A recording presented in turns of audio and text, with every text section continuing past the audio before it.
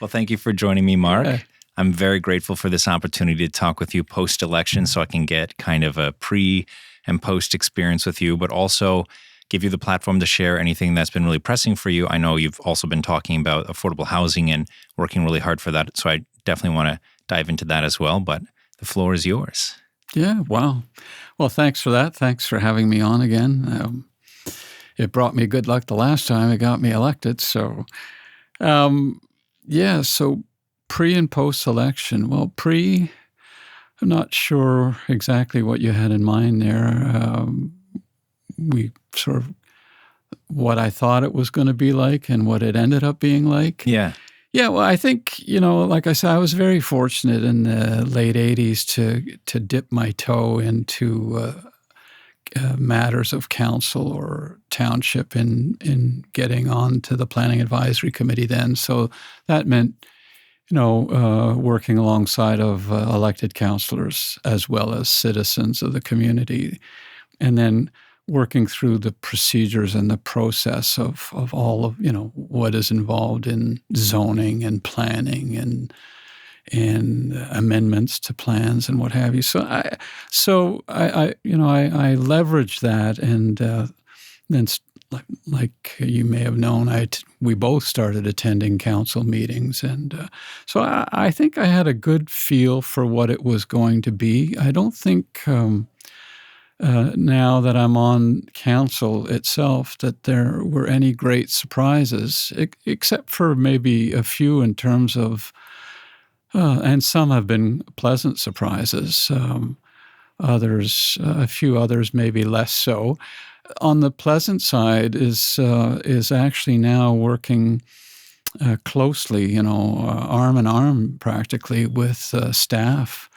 To discover how many of them are very devoted to their work, very committed, and very serious about their work, from the clerk on down to guys who run the snowplow equipment and back upstairs again, from the director of finance. There's a lot of hardworking people at Township. Not that I didn't think there were, but I actually got to see what that looks like in real life. And I have to say, I was very impressed and excited to know that, this is all about how our tax dollars are spent. Everyone wants to make sure that people are working hard and diligently for the money that they make. And I'm here to tell you today that I've seen, like any private sector company, checking the bottom line and using language like efficient and effective. There's a lot of guys and gals at Township that do the same thing every day. So that was a real pleasant surprise. As far as maybe less pleasant is really the amount of work that goes with the job. And I had met with elected councillors ahead of time to really try and get a feel and a read on, what does that look like in a week? How many hours roughly? And I'd have to say that some of them probably erred on the side of caution, but because I think, the more you get into stuff and the more you get interested in stuff, the more time it ends up taking. And mind you, they all warned myself and I guess Lisa Deacon, Councillor Deacon, that, there would be a learning curve no matter how much we thought we knew about the job. And on that point, I can safely say they were absolutely right. There is quite a learning curve. As much as we've been paying attention and going to meetings, yourself as well, taking notes, talking with people, there's still quite a learning curve. I do feel still like a rookie. I expect I'll feel like one for another 3-4 months. So that's the part that I think has been a bit of an adjustment because, and it's to remember that when you join council, to become a councillor, that you will also be asked to chair some committees. And you don't really know which they're going to be or how many of them there are going to be until you sit down with the mayor, who has the privilege of giving out those assignments. So I'm now I knew I was going to end up, I had a good idea I was going to end up on the Planning Advisory Committee, and I'm happy to be on that, and it has been very exciting. It was a bit of familiar territory, but I've also ended up on the Accessibility Advisory Committee as its chair. And that is a pretty serious group of people working very hard. I'm blessed to have a staff liaison and a secretary from staff on those committees to help me through it. Louis Savoie and Patrick Auger. Again, these are those dedicated people I was talking about earlier. They take their work seriously. And now, of course, with the adoption of the brand new Affordable and Attainable Housing Committee, I got that chairmanship as well, which I was hoping for and planning for, but it doesn't change the fact that now, we have to execute on the terms of reference and the scope of work that I was given the opportunity with Lisa Deakin, Councillor Deakin, to develop and propose, which was adopted by council. So now we have to follow through. And today is Friday, which means yesterday they would have closed the competition or the application process for that. I believe we have 6 candidates for the 5 positions, and I'm hoping that we might see fit to take the 6 because it was a minimum 5. So if we have 6 people who were brave enough to put their names in, we probably should take them. There'll be enough work to go around. So it's that committee work, just to go full circle, that as you get into it, you realize the hours of preparation and reading up on notes and getting ready for those meetings. And other councillors are chairing a couple of committees themselves, some 3. So it's not as if they dumped it all on me, but I do have 3 in addition to being councillor. So that's a bit of the pre and the post. And we are, it's like when it rains, it pours. We're also into budget deliberation, which came a little later because it was an election year. So when you're driving into that responsibility at the same time that you're teeing up the 3 committees and then trying to do your work as councillor, and not to forget to continue to meet with constituents and show up at events in the community because they're important and people want to see you at them. As soon as you're elected, it's, hey, are you coming to this? Are you coming to that? Hope we see you here. Hope we see you there. And rightly so, they feel it's important to have us there, all of us. And it's humbling to be asked to do that. So I've been trying to keep up with that too. I've missed a couple, but it just tells you how much is going on in this township. There's a lot going on, Eric, as you know, because you've organized some of these events yourself and you're with the Kin Club and et cetera, et cetera. I guess it's a really exciting time again. I think it goes in waves and cycles. That's been my experience living here for 40 years.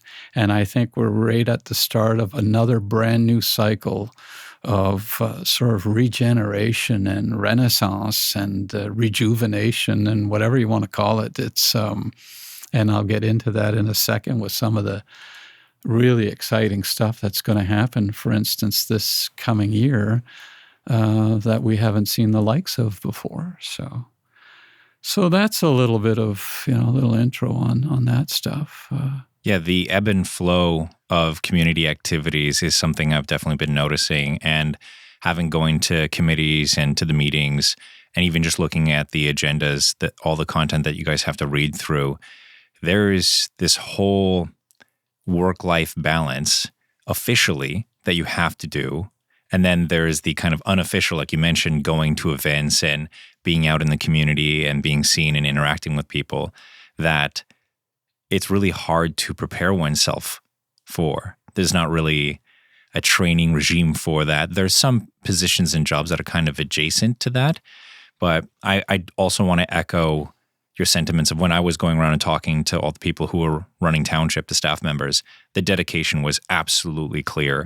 Whenever you hear the rhetoric of like, wow, what are they doing over there? Just like wasting our or, they don't have to care about the market forces. And it's absolutely not true. Like if anything, I find there is a greater sense of stringency and this constant inner request upon themselves to, am I doing the taxpayers the greatest service that I possibly can do, which really floored me and made me realize that there's a lot that we don't really understand about how committed our staff is to our township at large.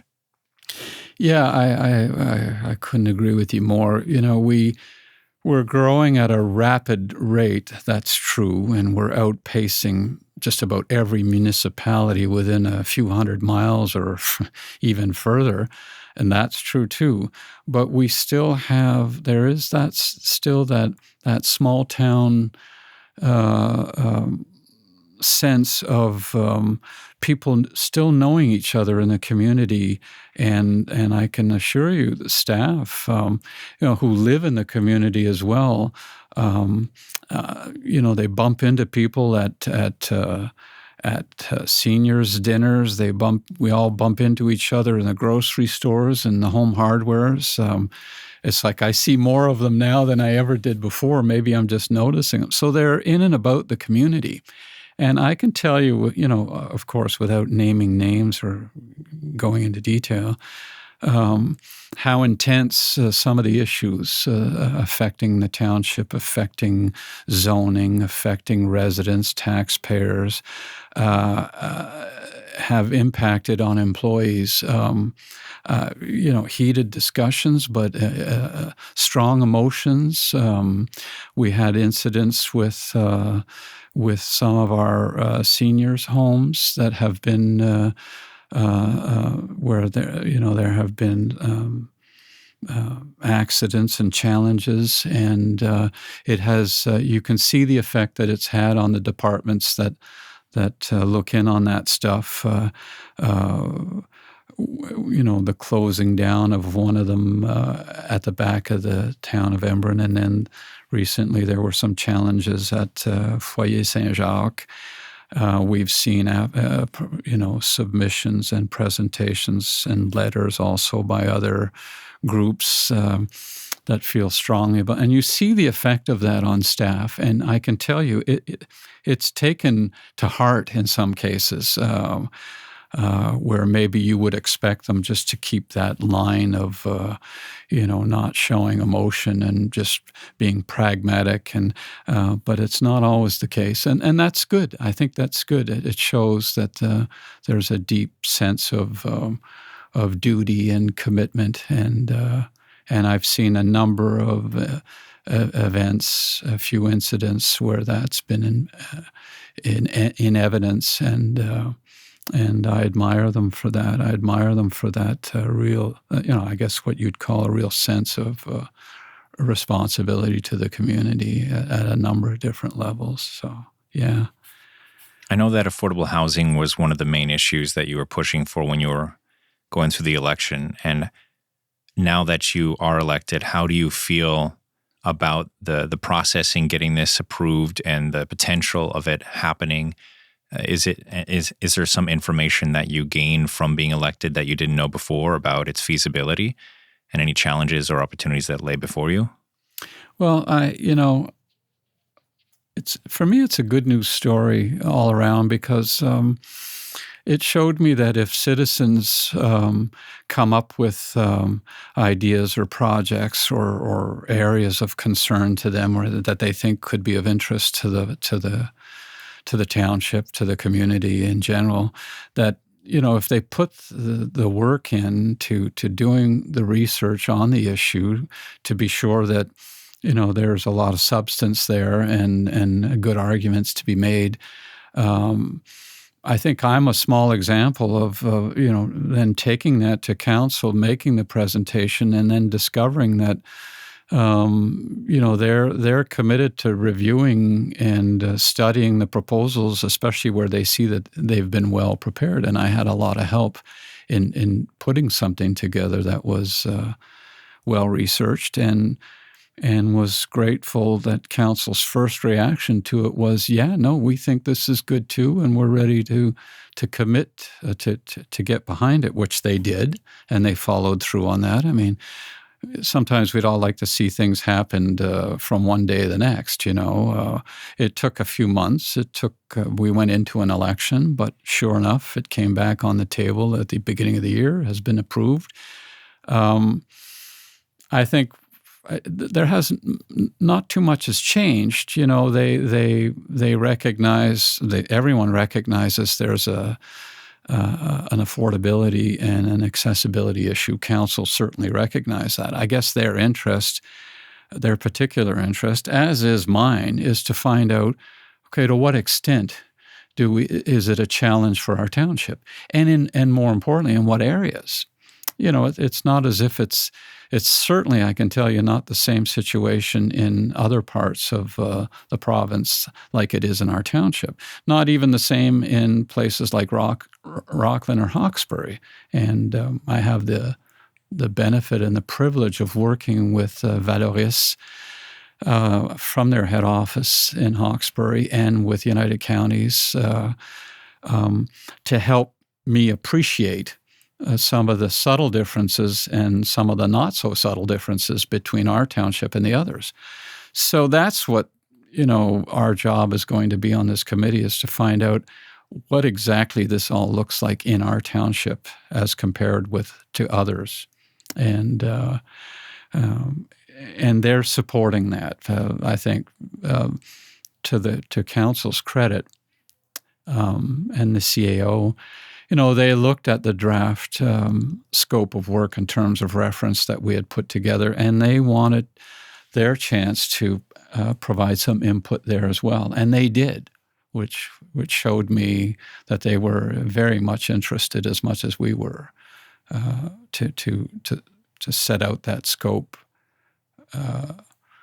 so that we cover all the areas that need to be covered, and that and we follow it, use a process to get to the results that is intelligent and, makes sense. And so they're on side, and now they expect us to execute on the terms of the scope of work and the committee structure and all the rest of it. And like I say, now, I guess the interesting part was to make the presentation, do that background research. The hard part starts now. So now we got to get into the weeds, get into the detail, get the data, get the statistics, get the stuff up to date. We need accurate and up-to-date information. And the committee, I see a lot of its work in the early part as being research and collecting information and then putting it together later down the road. So they're committed. We're committed. It's like I say, it's a good example that if there are citizens out there with projects of their own that they feel strongly about. You've felt strongly about youth programming, and I can tell you that if my experience is any example of what you can expect, you should look forward at every turn, that they'll be listening, they'll be listening and interested and supportive, Well, on the topic of listening and interested and supportive, I want to listen to what you have to share, because I notice you have a list there. If there's a topic you want to jump to next. Well, there were a few things that I didn't want to forget to mention. I alluded to them earlier about some of the exciting stuff. Arriving on council, and it worked out well that we were also setting new strategic objectives. And I know Councillor Deacon talked about that in her interview.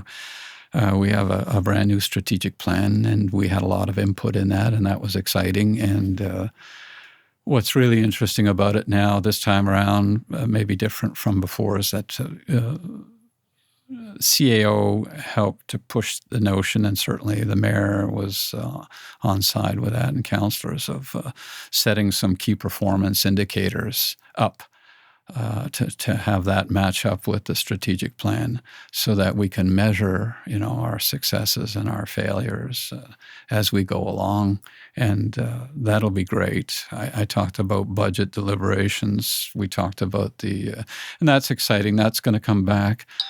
Exciting to, let me turn that. Exciting that, you get a real taste of, yes, we'd like to have these things. And yes, the roads are in bad shape. And yes, there's potholes all over the place. And yes, we should get things, sidewalks cleared faster. But guess what, guys? Here's what all of that's going to cost. If you want to improve the time by 30%, if you want to pave more. So it's very humbling, because you're not getting admin or other councillors saying they're dumb ideas or that's a stupid idea. They're saying those are all good ideas, but they all carry a price tag. So where would we like to take the budget? And by how much would we like to increase the cost of services? And or by how much would we like to increase your taxes? It'll be probably a combination of the two. And then you have to go, oh my gosh, I'm a taxpayer too. How do I feel about a 4% increase or a 5% or a 6% increase? So that's been, that's my first experience at that. And it's very humbling. We're looking at a $65 million budget or what have you. And you're trying to take in everybody's interests to heart.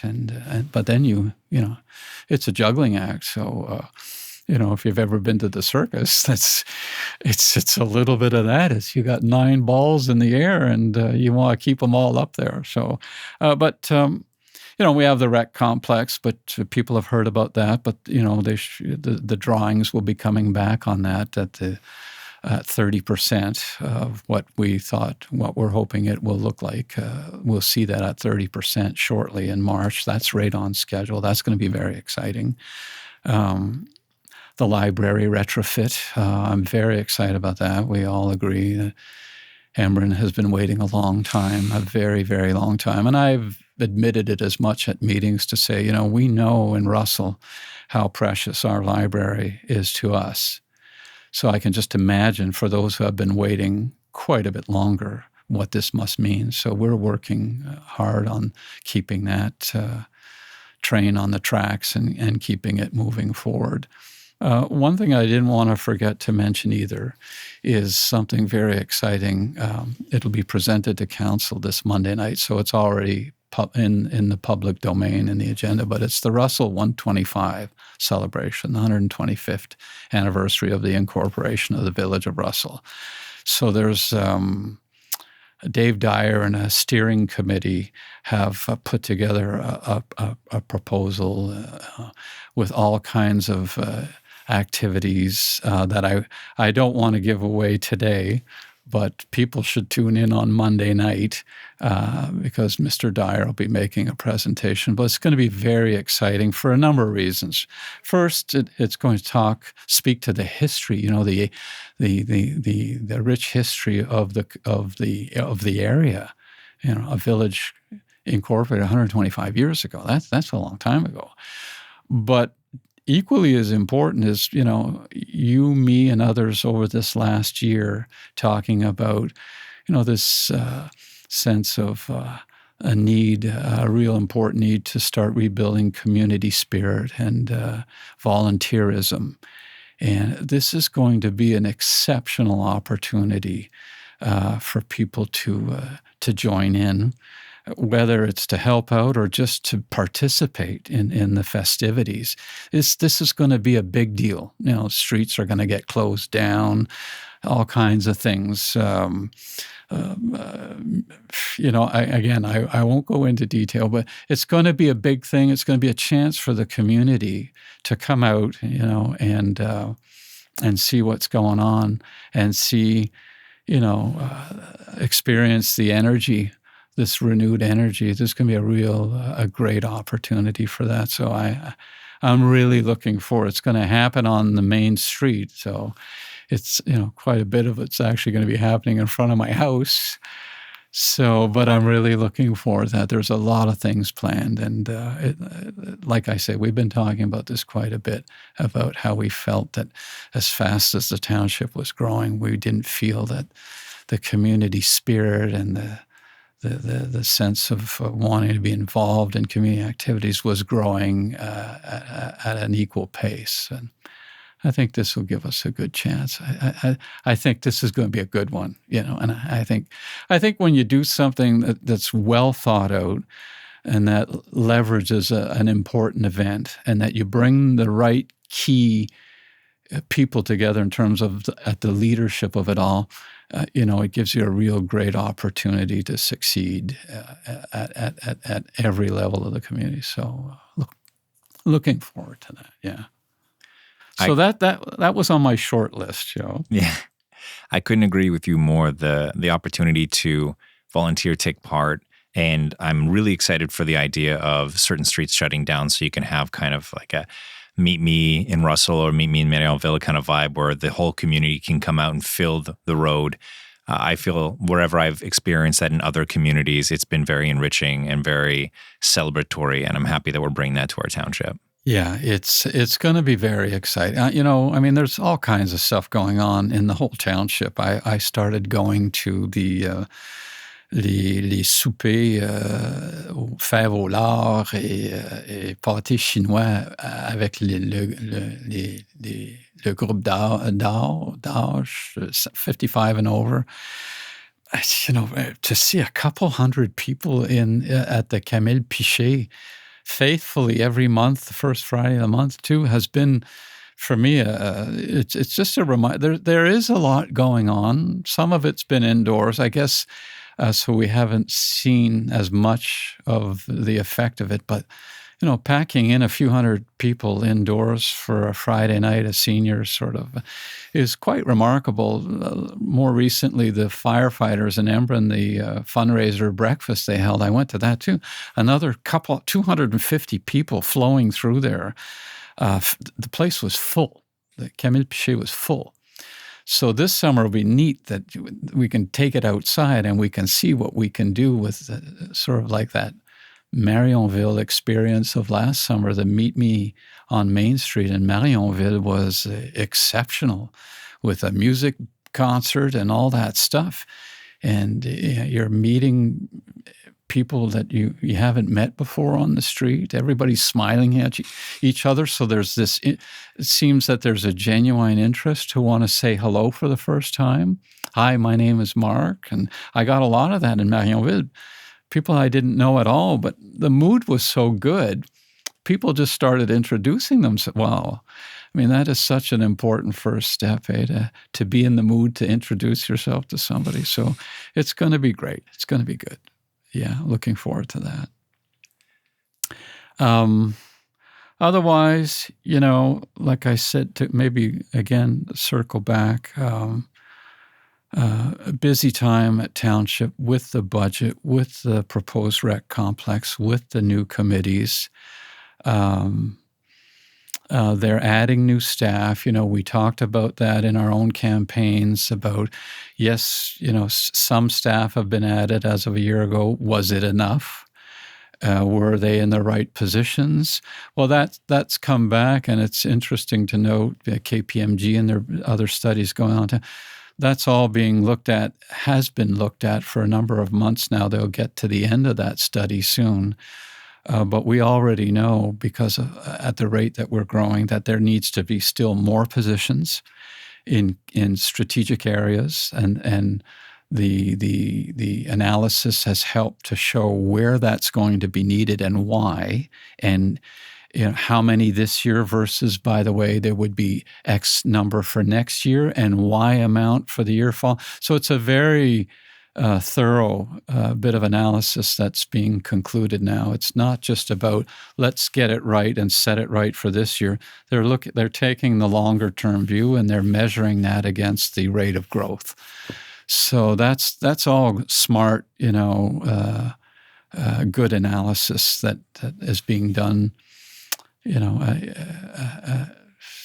the timing of it could not be more important. And that's all going to be revealed in the coming weeks and months. So it's, I had a counselor tell me the other day, maybe I can end on that note, that I was surprised that they just kind of came up to me in the middle of an event. I think it was the seniors' supper. And a retired counselor or former counselor said, Mark, I just wanted to say this to you. I saw you came in and I didn't want to miss you. That I think this council is going to go through some of the most exciting, challenging 4 years of any council they had ever seen previous. And I thought back to when I moved here from Montreal in '83 and noticed what was going on and saw some of that. Those were certainly exciting times too. But, as I reflected on it, eating my beans and my my shepherd's pie back at the table with my wife, it occurred to me that there's probably a lot of truth to that. But, I think good on the residents, whether they fully understood it or not. They got a good group of people. It's too bad we didn't have a few more positions that we could have, you could make an argument for expanding the council even. Bring in people like yourself would have been exciting to have too. But there's a good group there. It's going to be a very exciting but a very challenging 4 years for sure on all of the fronts that we were talking about. And not to forget, the youth component there, because if we're growing and expanding at the rate that we are, which was something like 18% over the last 4 years, then you have to appreciate there's a lot of young children, young teenagers, and young adults that come along with that growth. And how are we going to manage that, and what are we going to offer them? And we have to answer those questions too. What's in it for them? How are we going to make this an exciting place for them to grow up in and to want to be a part of? So I guess that's where you'll come in. You're like the fifth Beatle. You almost made it to council, but you're there a lot. Like Billy Preston was on the Beatles, for anybody who's as old as I am to know that, So that'll be good and I said that to you, I think, in the interview. And said, what are you going to do if you don't get elected? Well, I'm going to keep doing what I was doing before I got elected, which is, looking at those places in the community where I think I can make a contribution and plugging ahead. And being inspired by the rest of the people out there that are doing the same thing. So, because I thought that those jobs and being in the community as a volunteer was just as important as being elected to council, and I still feel that way. I'm still humbled by many of the great volunteers in our community, the Connie Johnsons, et cetera, et cetera. That can't, I shouldn't have said any names because there's 55 people that, but those are all, key organizations and people in our community that we can't afford to lose, and we have to try and make more of them. So. That's another thing that I was really grateful for this whole experience, was starting to be exposed to exactly the people you're talking about. Before getting involved, there was just people and township, and mainly just the councillors, because I didn't know any of the staff members. It was just this abstract entity. And so the understanding of who is responsible for what are the avenues for change, how to make things happen, where are the challenges, it was like a back of a napkin understanding of what really is this multi-layered, complex, web of people and members of our township. And when you start to understand all the different groups of people who are just volunteering their time because of the goodness of their heart, mm-hmm. and how that results in structures, in funding programs, in opportunities, in support, in various manners, it's really mind-boggling as to how much actually gets done outside of the halls of township, and how so much of the quality of our everyday life is endued to people who we'll never meet, never know, never shake hands with, but we owe them such a great debt of gratitude for them just donating their times, their resources, their attention, and honestly, their they're inspirational in many ways, but going back to the council, I wouldn't want it to play out any other way. I think the people we have on council are absolutely amazing, you including. I wouldn't want to change a single seat up there. I think everybody has amazing strengths and connections to the township and the community, and you guys are really leading by a great example. Well, that's very kind of you. We all look good in the first few months. We've got that energy and that drive and that zest, and we want to make sure. I want to make sure that a year from now, I still am excited, and I expect I will be. And the reason I say that is because, in council, I've heard them say that before. The community has a very important part to play in what we do and how we behave, and because they bring some of the greatest ideas to the table, to the communities that are out there to be developed. There is some great work that comes from within township and from within the admin. That's true, but Monday night will be another good example of Dave Dyer, who is well known in the community. His roots are back in the creation of a soccer program, is going to come with a group of people that are going to propose something very exciting that builds community, that builds ownership, and because that's a part of it too. With these communities, they belong to us. They don't belong to any one authority or regulatory body. The communities belong to us, and if they look great and they're exciting to be in, we have a lot to do with that. We deserve all the accolades that would go with that. So, in that sense, I would like to see more people come to township meetings. I would like to see or join them virtually. It still feels like there's, when it comes to that part, looking at the work and the discussions and debates that take place at council meetings, that we don't have a large audience of interested people. I get that they're probably doing homework with their kids after supper, and I'm willing to give them a free pass on that, as long as we have them out in the community with us for all the other stuff. Maybe the stuff at council isn't all that exciting or thrilling for a lot of people. I get that. But I guess as long as we can have them out and about in the community, supporting the local events and activities, that could be good enough too. That could be good enough too. We can't do it all. So if they can do it at that level, at the level of their own communities, that should be good enough too. Yeah, I used to go in person every single time for the meetings, and now I find I watch them online, in part because I can pause them or play the playback speed a little bit quicker, or just get around and get some snacks and something to drink, and think about what's being discussed as well, or go back to the agenda and review. So, and then have conversations like this afterwards, where I reach out or email, and that other element of communication and reaching out. And to your point of, it's the community is the community. We are just all equally responsible for leaning in and taking part. Yeah. And if we feel like we don't have some element of ownership, or that other people have more say than us, there's tons of, every time I talk to every single member of council, everyone is consistent in wanting to invite people to be courageous and stand up and to reach out. Yeah, I think so. And in fairness to the public, I wasn't going to all the meetings either until I decided to put my name in as a candidate. So I was one of those. I think, like I said earlier, though, as long as when we're in our communities and we're being tapped by a friend, because that's usually how it starts. Hey, listen, we're doing a soccer a fundraiser barbecue. Do you think you could come and flip burgers?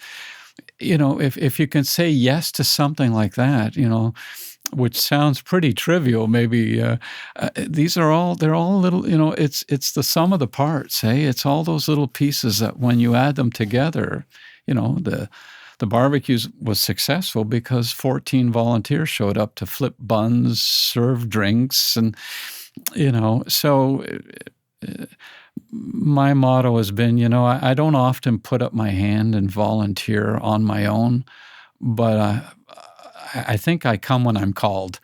That at least, if someone has enough, shows enough initiative to tap you on the shoulder, say, hey, I think you'd be able to help us. I think you'd be good. That's where I got to say yes, and if people can do that, that's a great thing too.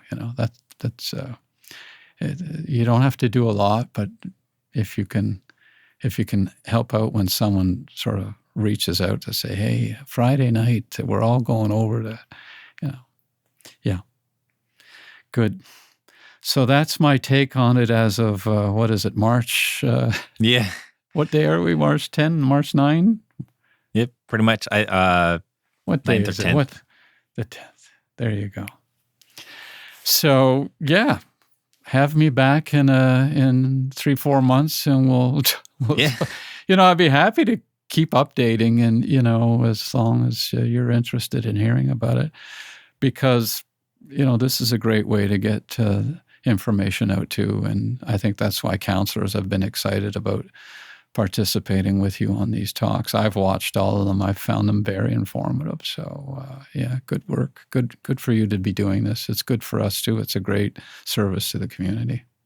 I just really want people to feel like they have more opportunities and greater invitations to take part. I can completely empathize with people who feel alienated or disconnected or confused about how the whole system works. But I'm starting to get to that point where you're starting to forget what it was like before you started to know things. Like, there's a big difference between your understanding of anything when you're starting off versus you've been doing it for a while versus you're an expert. When you reach the expert level, you sometimes forget what it was like to start from the very beginnings. Yeah. So it's harder to empathize with that sense of disconnection. And I can feel myself just slightly starting to have that shift take place. And that's why I want these conversations to take place. And the motivation has always remained the same. I want to give the opportunity for people to have conversations, because a lot of the media that I come across in regards to anything regarding politics, from municipal to federal, there's always this kind of time crunch and this procedure that takes place. And I understand the purpose for that, but I also want to give an alternative that is a bit more casual and human, Yeah. A little more free flowing. Mm-hmm. Yeah, no, and I like that format. I think it, I'm not a seasoned professional at doing this stuff either, and nor are the rest of the councillors, I imagine, except for maybe our mayor, because he's been doing it for so long. But so it's a great venue. It's a great setup, because it is casual. So we don't have to be on our guard. We're going to have a frank and open discussion, and then that works well. It works very well for me. I know Councillor Deacon really enjoys that, and I've watched Councillor Tarnowski on here too. He seems to enjoy that well. So yeah, I think it's, like I said, I think it's a valuable service, and hopefully more and more people will take advantage of it. Yeah. Well, I want to say thank you for that vote of confidence. Yeah. Well, thanks again for having me, and maybe the next time I'll have more to say, and the conversation will last longer. But well, I understand you have some place to go. Onwards and upwards, yeah. But I'm really glad that we could take the time to talk about this. I really appreciate it. Thanks for all of that. Thanks for what you're doing. Absolutely.